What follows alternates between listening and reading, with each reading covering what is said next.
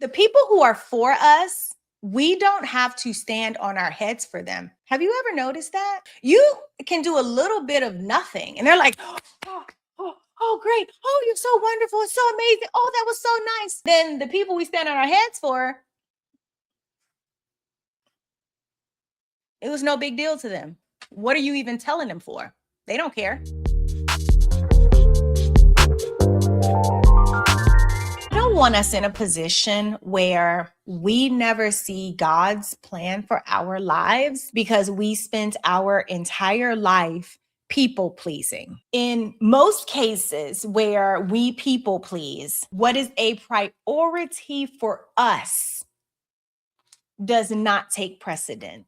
It's people pleasing. It's pleasing people. I like to consider myself a reformed people pleaser. As a reformed people pleaser, it's crazy to think that I thought it was legitimately selfish to put myself first and made perfect sense to put someone else before me. Religion had my wires crossed. God says we are to love our neighbors as we love ourselves.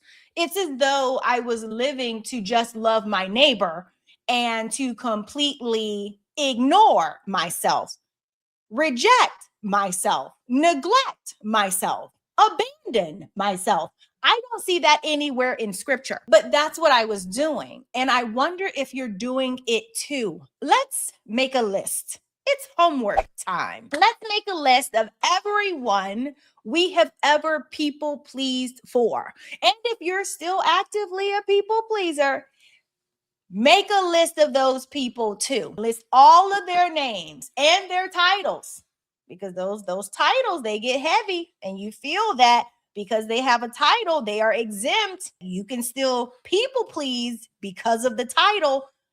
And then write all of the ways in which you have been a people pleaser with that person. The next line over, we need to list out all the ways they please you. I'm sure this list is going to be blank. I'm sure there will be nothing there, because in most cases where you're the people pleaser, it is not reciprocated. But I want you to see it in black and white. Remember, we're rummaging all this stuff out of the darkness, stuff we dismiss and pretend isn't happening. You're putting it on paper. Write the people, write their titles, write all the ways that you've people pleased for them, you've stood on your head, and then all of the ways that they've stood on their heads for you.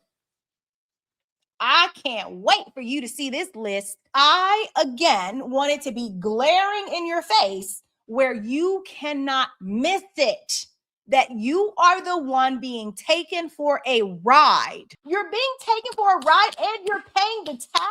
What kept me being a people pleaser so long, beyond not acknowledging the fact that nothing was reciprocal, was I lived in limerence. Okay, so I'm going to read AI's overview of what the word means, limerence. An example is obsessively analyzing a coworker's brief compliment, turning it into elaborate fantasies of a deep connection, ignoring their flaws, and feeling intense euphoria when they smile, but despair when they're busy, leading to intrusive thoughts and behaviors like stalking their social media.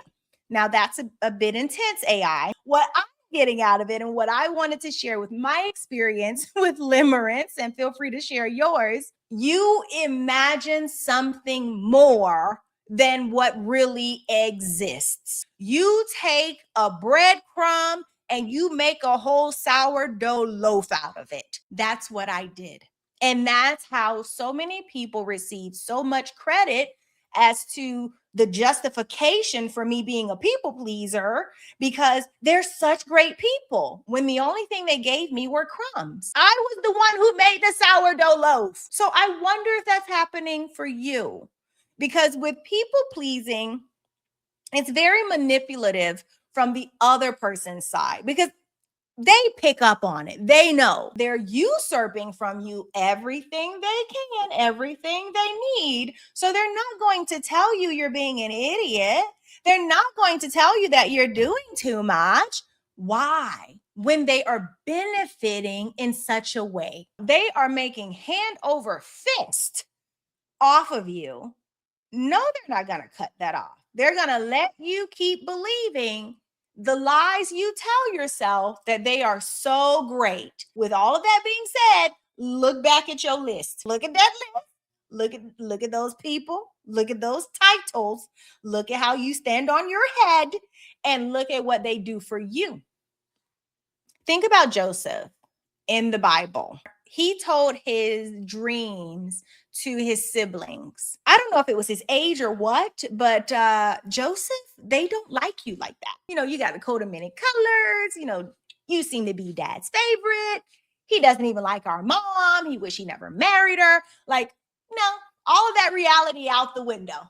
Just straight up limerence. These are my siblings, right? That hate your guts and that sold him into slavery. It's those type of situations where we make more of a relationship than is real, than is true. I also wonder if the other side of that, because I've been there too, Joseph, you believe that if you do more, you can change their stance of rejection, right?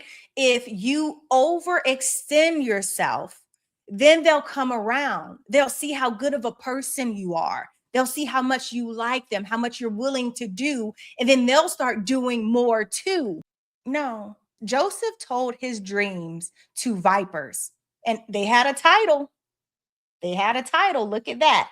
He told his business to them and it bit him. He did not expect that as the response. Maybe he was trying to bond. Maybe he was trying to have some type of real connection with his siblings. I don't know. Maybe he was just trying to brag. There could have been a blend of that too. Either way, those siblings showed who they really are and how they really see him. The fact that they don't like him, brother or not, they don't like him. And it was insult to injury that he had the coat of many colors. And now you're talking about all these dreams where you're going to be above us and better than us when basically you're already in that situation now. But you're telling us it's going to get worse for us. You're going to be even higher than what you are now. Think about it from the other side. And we get like that with people.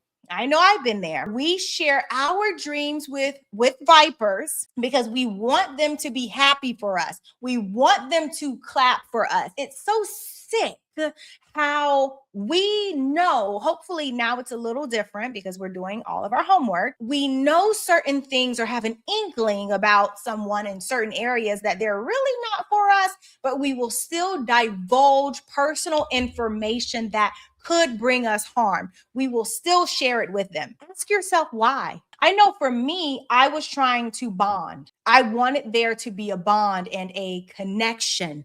I wanted to force it instead of accepting that there is no bond, no connection there. I wanted to make it happen. But who suffered?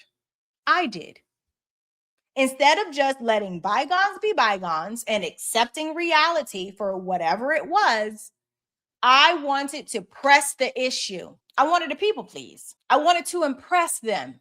How'd that work out? When someone shows us they don't like us, we have to accept that. The people who are for us, we don't have to stand on our heads for them. Have you ever noticed that? You can do a little bit of nothing and they're like, oh, great. Oh, you're so wonderful. It's so amazing. Oh, that was so nice. Then the people we stand on our heads for, it was no big deal to them. What are you even telling them for? They don't care. So it's decision-making time. I don't want you to feel bad about having your particular love language because it could be words of affirmation, right? You could want people to tell you, you did a great job. That was awesome of you. Oh my gosh, that was so amazing. I've never seen anything like it, right? That gets you off. That gets you going. Yeah. And that's okay. That's perfectly fine. There's nothing wrong with that. What's wrong with it is when you place yourself in environments with people that are not your people and you expect that applause, that reaction from them, they will never give it to you. So then you stand on your head even harder. No, this is where you stop doing that. This is where you get up, you go wash your hands, wash your hair, then you go find your people where you don't have to do the most for, where you are enough. You don't have to pull teeth to get compliments and acknowledgement. That's not normal. It's not normal. Oh, you guys, that was a lot. Let me know. Let me know in the comments. Just type heavy. Like, was that a lot? I felt it was a lot because we do a lot. We do a lot for the least of people. The people we shouldn't even be in the same spaces with. We do so much unnecessarily that we really don't have to do. When we're with our people, us being us is enough. And I think that that's really where I want us to be, where we know that when we show up, however we show up, that's more than enough because we showed up, because it was us who showed up. I hope the algorithm is helping to find our people who are authentic to themselves, unapologetically. You are not sorry for being you. And if you used to apologize, you don't apologize anymore. And whoever was accustomed to those apologies, they're going to have to get over it because they're not getting another one. Okay. I will see you guys on our next video.